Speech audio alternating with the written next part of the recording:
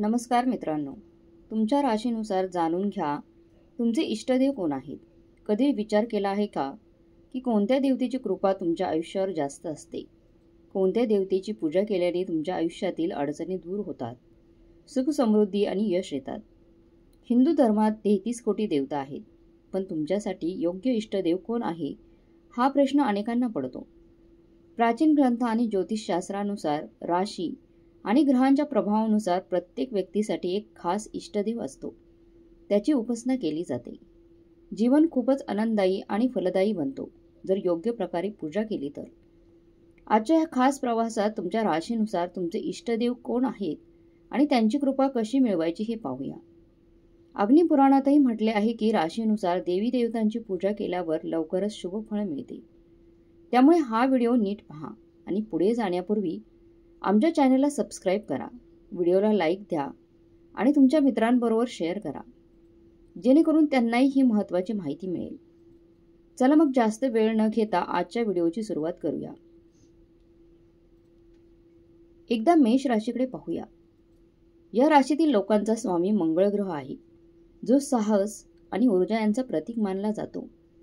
या राशीचे इष्टदेव भगवान हनुमान आणि श्रीराम आहेत. श्रीराम आणि हनुमानजींची पूजा केल्याने मेष राशीतील लोकांना त्यांच्या कामात यश आणि आत्मविश्वास मिळतो. शिवाय माता शैलपुत्री आणि माता सरस्वती देखील त्यांची आवडती देवता आहेत. जर मेष राशीतील लोक नियमितपणे हनुमान चालीसा वाचतील किंवा मंगळवारी हनुमान मंदिरात जाऊन पूजा करतील तर ते जीवनातील सर्व अडचणींवर मात करू शकतात आणि यशस्वी होऊ शकतात. दुसरी आहे वृषभ राशी. वृषभ राशीचा स्वामी शुक्र ग्रह प्रेम आणि सौंदर्याचा कारक मानला जातो. या राशीतील लोकांसाठी माता दुर्गा ही आवडती देवी आहे. दुर्गा मातेची पूजा केल्याने वृषभ राशीच्या लोकांना प्रेम, सौंदर्य आणि समृद्धीचा आशीर्वाद मिळतात. शिवाय देवी लक्ष्मी आणि देवी ब्रह्मचारिणी ही या राशीतील पूजनीय देवता आहेत. या राशीचे देव म्हणजे भगवान विष्णू. जर वृषभ राशीचे लोक नियमितपणे माता लक्ष्मीची पूजा करतील तरी त्यांना सुख आणि समृद्धी नक्की मिळेल. विशेषतः शुक्रवारी लक्ष्मी माता आणि दुर्गा देवीची आराधना केल्यास आर्थिक स्थैर्य आणि मानसिक शांती प्राप्त होते. मिथुन राशीचा स्वामी ग्रह बुध ग्रह आहे, जो बुद्धिमत्ता आणि संवादाचा देव आहे. या राशीतील लोकांचे आवडते देव म्हणजे भगवान गणपती आणि भगवान विष्णू. भगवान गणपती हे विघ्नहर्ता मानले जातात. त्यांचे आशीर्वाद मिळाले तर मिथुन राशीच्या लोकांचे ज्ञान आणि बुद्धी वाढते. शिवाय माता चंद्रघंटा आणि माता भुवनेश्वरी देखील या लोकांच्या पूजनीय देवी आहेत. बुधवारी भगवान गणपतीची पूजा करणे फार फायद्याचं असतं. गणेश चालीसाचं पठण करणं आणि बुधग्रह शांत राहण्यासाठी हिरव्या रंगाचा वापर जास्त करणं मिथुन राशीच्या लोकांसाठी खूप उपयुक्त ठरते. चौथी राशी आहे कर्क राशी. कर्क राशीचे लोक यशस्वी होऊ शकतात. कर्क राशीचा स्वामी चंद्र आहे, जो मन आणि भावना नियंत्रित करतो. या राशीतील लोकांचे आवडते देव भगवान शिव आहेत. शिवजींची पूजा केल्याने कर्क राशीच्या लोकांना मानसिक शांतता, भावनिक स्थैर्य आणि आध्यात्मिक ताकद मिळते. शिवाय देवी काली आणि माता सिद्धिदात्री ही या राशीच्या पूजनीय देवी आहेत. सोमवारी भगवान शिवाची पूजा करणं आणि ओम नमः शिवाय मंत्राचा जप करणं कर्क राशीच्या लोकांसाठी खूप फायदेशीर असतं. आता सिंह राशीबद्दल सांगायचं झालं तर सिंह राशीचा स्वामी सूर्य आहे, जो आत्मविश्वास आणि यशाचं प्रतीक आहे. या राशीतील लोकांचे आवडते देव भगवान हनुमान आणि देवी गायत्री आहेत. हनुमान चालीसा वाचल्याने या राशीतील लोकांना धाडस आणि ताकद मिळते. गायत्री मातेची पूजा केल्याने मानसिक आणि आध्यात्मिक शक्ती वाढते. माता पितांबरा आणि माता कालरात्री यांची आराधना देखील फायदेशीर आहे. रविवारी सूर्यदेवाला पाणी अर्पण केल्याने आरोग्य आणि यश प्राप्त होते. 6 कन्या राशीचा स्वामी ग्रह बुध ग्रह आहे. या राशीतील लोकांचे आवडते देव भगवान गणपती आणि भगवान विष्णू आहेत. देवी दुर्गा आणि मातेश्वरी यांची पूजा लाभदायक ठरते यांना. देवी लक्ष्मी आणि माता सरस्वती यांच्या कृपेनेही सुख समृद्धी होते.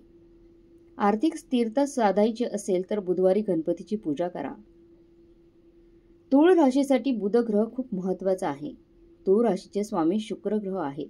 या राशीचे इष्टदेवी माता दुर्गा आहेत. दुर्गा मातांची पूजा केल्याने जीवनात संतुलन, शांती आणि समृद्धी येते.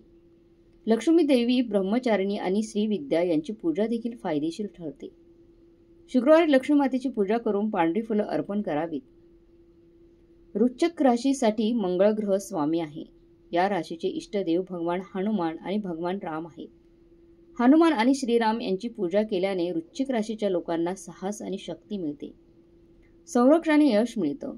देवी काली आणि माता सिद्धिदात्रीच्या पूजेमुळे मंगळवारी हनुमान चालीसा वाचल्याने शुभ फळ मिळतं. 9 धनु राशीचा स्वामी गुरु बृहस्पती ग्रह आहे. या राशीचे इष्टदेव भगवान विष्णू आणि देवी लक्ष्मी आहेत. भगवान विष्णू आणि देवी लक्ष्मीची पूजा केल्याने जीवनात समृद्धी आणि ज्ञान प्राप्त होतं. गुरुवारी भगवान विष्णूंची आराधना केल्याने मनोकामना पूर्ण होतात. 10 मकर राशीचे स्वामी शनी ग्रह आहेत. या राशीचे इष्टदेव भगवान हनुमान आणि भगवान शिव आहेत. शनिवारी हनुमानजींची पूजा करावी. माता काली आणि सिद्धिदात्री देवींची पूजा केल्यावर आध्यात्मिक प्रगती होती. पुढची रास आहे कुंभ रास. कुंभ राशीचे स्वामी शनी ग्रह आहे. या राशीचे इष्टदेव म्हणजे भगवान हनुमान आणि भगवान शिव. शनिवारी हनुमानजींची पूजा केल्याने शक्ती, धैर्य, स्थैर्य आणि आध्यात्मिक उन्नती मिळते. मीन राशीचा स्वामी बृहस्पती गुरुग्रह आहे. या राशीचे इष्टदेव म्हणजे भगवान विष्णू आणि देवी लक्ष्मी. गुरुवारी भगवान विष्णूची पूजा केल्याने ज्ञान आणि आध्यात्मिक उन्नती होते. जर तुम्हाला तुमची रास माहीत नसेल तर जन्म महिन्यानुसार तुमचा इष्टदेव जाणून घ्या. जसे की जानेवारी ते नोव्हेंबरपर्यंत भगवान शिव किंवा गणपती, फेब्रुवारीमध्ये भगवान शिव, मार्च आणि डिसेंबरमध्ये भगवान विष्णू, एप्रिल, सप्टेंबर आणि ऑक्टोबरमध्ये गणपती, मे आणि जूनमध्ये माता भगवती, जुलैमध्ये भगवान विष्णू आणि गणपती असतील. जन्मवारानुसार इष्टदेव असतात. ज्यांना जन्मवार माहिती आहे पण वेळ माहीत नाही त्यांच्यासाठी इष्टदेव असे असतील.